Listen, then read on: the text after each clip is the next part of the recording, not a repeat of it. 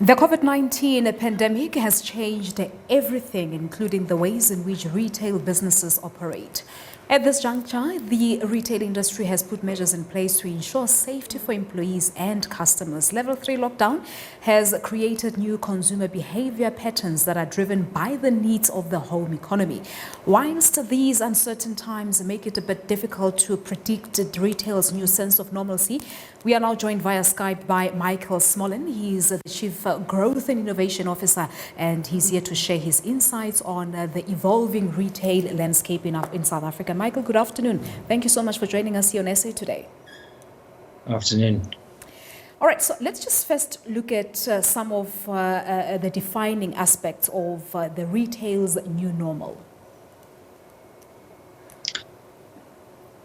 I think that there are some temporary changes that we've seen that I think will go away post-COVID, but certainly some of the permanent changes we've seen are a lot more movement towards digital, a lot more movement towards e-commerce in one aspect or another.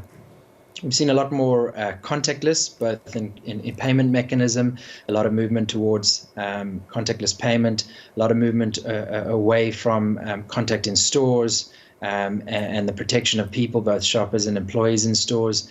And I think we've seen a massive shift towards consciousness around hygiene, around people's health, and certainly around the conditions in stores. So much so that we've seen even the change of physical store layouts to comply with social distancing and queuing. But I think, you know, there's sort of the sexy stuff, which is the digital stuff, which is more being an acceleration into the future than a change of what we are used to. It's just brought the future closer to us faster. But I also think that there is a greater respect for people that were part of this sort of retail ecosystem that were deemed unimportant before. And I hope and I think that now through this virus and this pandemic, we can see that those are really truly essential people that are part of our everyday lives and keeping us all safe and growing the economy. People like manufacturing workers, drivers, merchandisers in store, cashiers in store. These are all critical parts. So I think that is also going to be part of the new normal, and I hope that a respect for these people will be part of that, along with all of the changes to retail. So as you say that a whole lot of people have gone digital in terms of buying now, we know that we've got your loyal, hardcore buyers who still prefer to walk into a store. So are we likely to see that changing? I mean, with the current situation that we find ourselves in now. So are we likely to see a whole number of people now moving into e-commerce or this digital buying?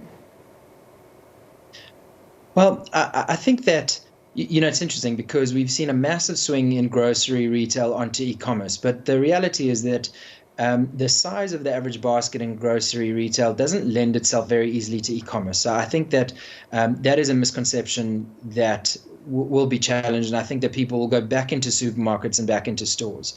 When you're talking about fashion, when you're talking about consumer electronics and more categories, I think that those will be pushed into a more e-services space, and that could be click and collect, or that could be delivery to home.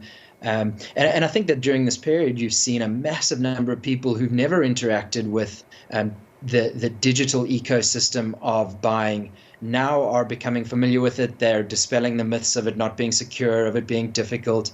And so you're going to have a massive amount of the population who will be buying services and buying product online. But I certainly do think that people are going to go back into stores. And I think there's a lot of work that retailers need to do to bring back confidence, and I think that there's a lot of work that retailers need to do to bring back the enjoyment of shopping as opposed to the functionality of it. But I certainly don't think that we're going to move away from physical retail in massive amounts, especially in a grocery space. And the reality is we don't exactly know how the future of retail will pan out. So explain to us how South Africa's retail industry will sort of adapt and shape consumer behavior needs going forward. Yeah, it's an interesting question. I mean, we've seen the change around physical in-store move to digital. So things like digital advisors in store. So where you used to go in and consult with a beauty advisor, you now can do that digitally or via artificial intelligence on your phone. I think we're starting to see the trial of things like digital vending machines in store for sampling. So whereas it used to be a person who would give you a sample, it's now going to be a machine that you'll interact with that can be sterilized.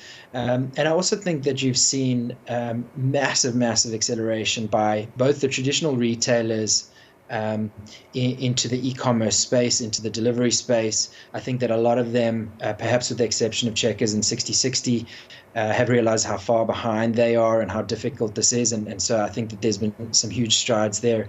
And I think that, platforms have really accelerated. So anybody who had a consumer base interacting with their platform, we have a wonderful partner called Sweep South. If you don't know the business, it's an exceptional business. And they've their core business has been suspended, which is providing sweep stars to homes, but we've helped build a store around that to fulfill product to homes. So I think, this acceleration into this space is certainly going to provide new aspects to retail and less of a physical versus digital, but more of a combination of the two. And I think that as we've been pushed very far into the future now, we're all going to have to work out what is physical and what is digital, and which one do we interact with when.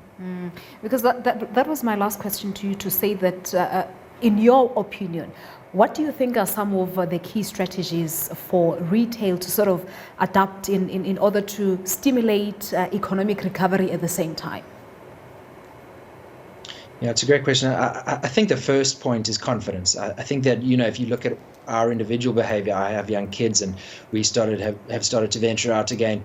It's to bring back confidence to customers to be back in stores. I think we've seen a lot of work and a lot of innovation in our business around hygiene audits, hygiene ambassadors in stores, giving people the confidence to be back in store, to shop back in store. And I think that's the first hurdle that retailers, no matter what kind of retailers, will need to get over to bring people back into the physical. But I think then, there's been a bigger problem staring retail in the face for a long time now, and that's the difference between shopping and buying. Shopping is an experience. It's enjoyable. It's something you want to go and do.